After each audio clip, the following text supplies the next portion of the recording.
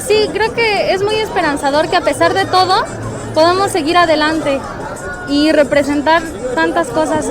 en el deporte. Claro, me parece muy bien, la verdad, porque después de ya de 2 años de pandemia, pues que China se vuelva a reunir, se vuelva a incorporar otra vez a esto lo que es el deporte y otra vez hacer eventos, entonces me parece muy genial. China tiene la capacidad, la tecnología, además en esta situación que estamos de pandemia que cayó a nivel mundial sobre el COVID-19, nos da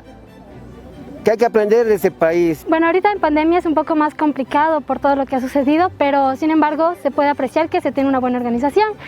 sobre todo por lo que dice que ya no hay tanta gente que asistió, pero igual pueden verlo desde lejos, desde sus casas.